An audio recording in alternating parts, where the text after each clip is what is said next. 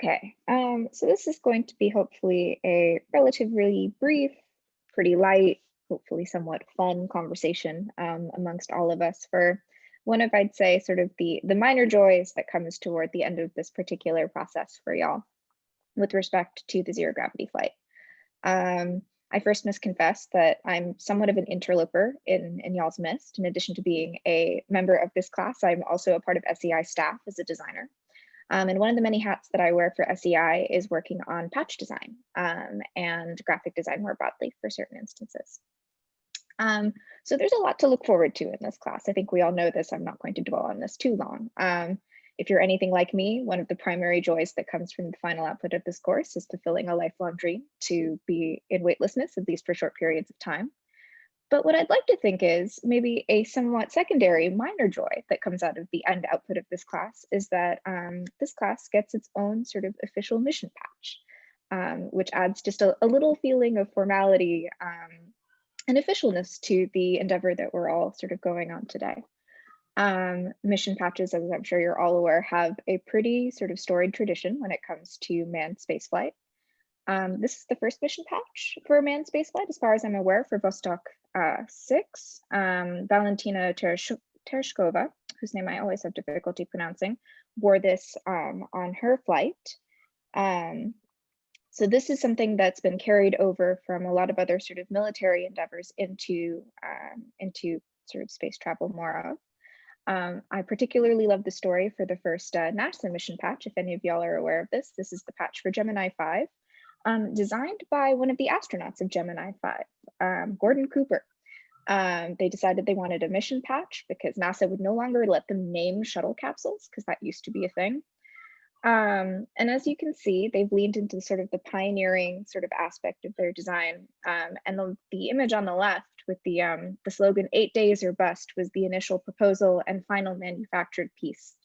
Cooper and his comrade, Pete Conrad, didn't get this approved by NASA initially. And so by the time NASA Administrator James Webb, whose name you may recognize for a future space telescope, took a look at this, he realized that maybe the phrase 8 days or bust wasn't something he wanted on official NASA patch design. And if you can notice, the final design on the right has a little piece of cloth sewn over it in order to hide the offending language.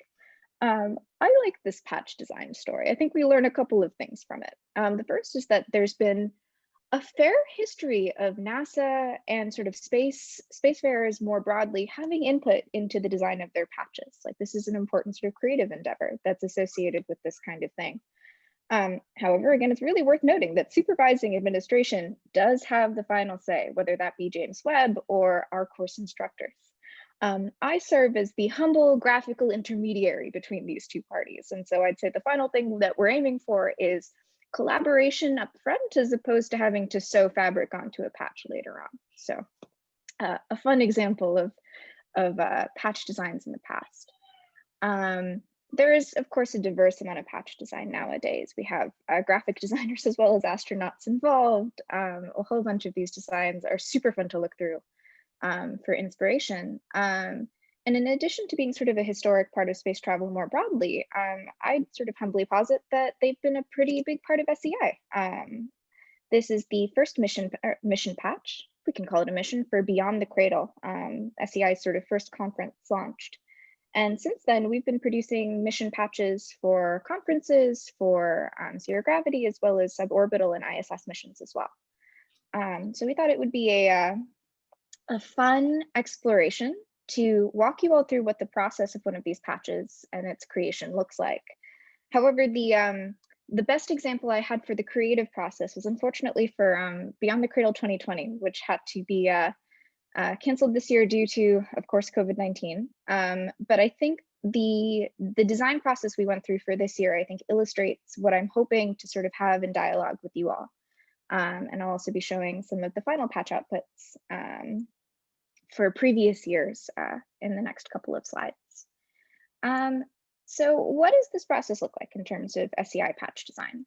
The first is sort of the definition or sort of conceptualization of a theme. And for Beyond the Cradle this year, the theme was for the conference Life in Space. This is a very broad topic. and it provides a lot of sort of fruitful fodder when it comes to sort of creative outputs. But when it comes to mission patch design, there are a couple things that are worth keeping in mind in terms of what makes a patch design successful. And so after brainstorming and collaborating with the SEI team, primarily Ariel and Maggie, with respect to ways in which life in space could be rendered, first step in this process is often sketches, either pen and paper, or in this case, I tend to work on tablet, for ways that the concept could be rendered graphically. Here, let me move my little squares to the right so that I can see the screen and your faces.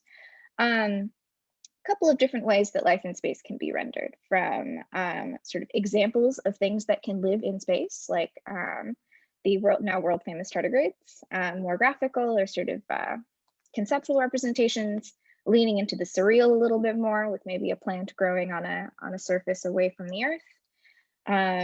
Virus's spaceship, which I'm glad we didn't go for, given that 2020 has been a year primarily focused on viruses, and this would have seemed a little bit too on the nose. But after sort of sketching and thinking through what concepts best replicate this sort of idea, one also has to think about sort of the home that they live in. Ooh, nope. Which would be the sort of design of the patch itself. What goes around the border, how well the design sits and reads within sort of the canvas that's therefore provided. And so while some designs might look fun and sort of lovely from the conceptual side, you also have to consider sort of how they fit in the landscape of the patch itself. After some back and forth in terms of what we wanted to convey with the patch and which of these designs felt most representative of sort of what Beyond the Cradle was going to be sort of portraying or showcasing in the year, the next step would be to take the sort of sketch process and to see whether or not the sketches produced are able to be replicated well in vector.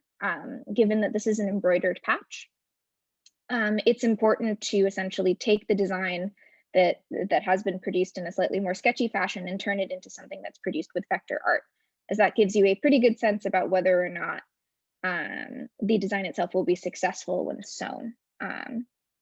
You can do some clever things in order to sort of achieve some of the more sketchy outputs, but I think a couple of good lessons that I personally learned as I've worked on SEI mission patches over the years has been sort of clear, simple, very sort of stark imagery is probably the most successful kinds of imagery that we've been able to produce in patches.